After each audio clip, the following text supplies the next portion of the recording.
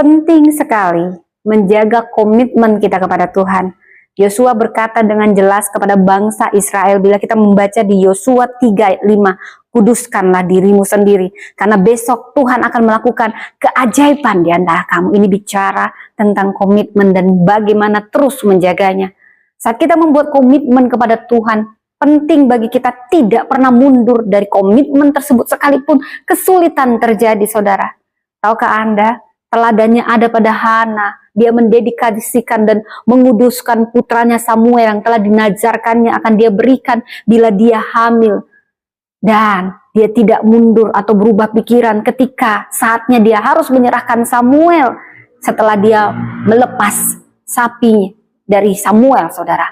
Ada rasa sakit dari seorang ibu, apalagi kalau dia sudah lama tidak punya keturunan, tetapi dia memenuhi apa yang telah dia nazarkan, dan Tuhan memberi bahkan lebih lagi anak laki-laki.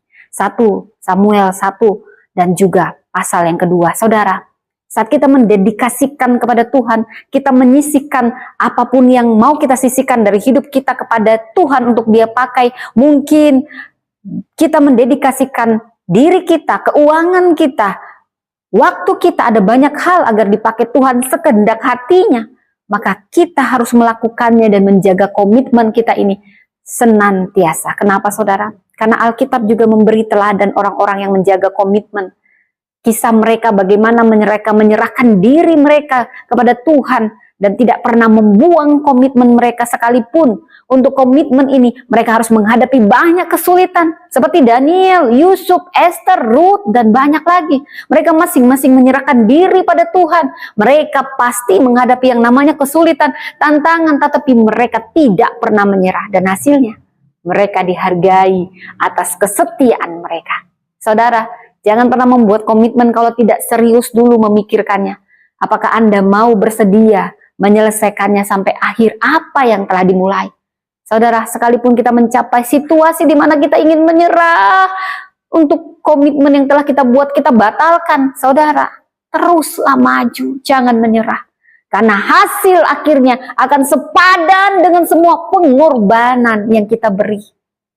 Saudara, minta kekuatan dari Tuhan untuk terus maju sampai akhir dalam segala hal, untuk menyelesaikan apa yang telah kita lakukan, apa yang telah kita mulai, apa yang telah kita janjikan, dedikasikan kepada Tuhan harus ditepati.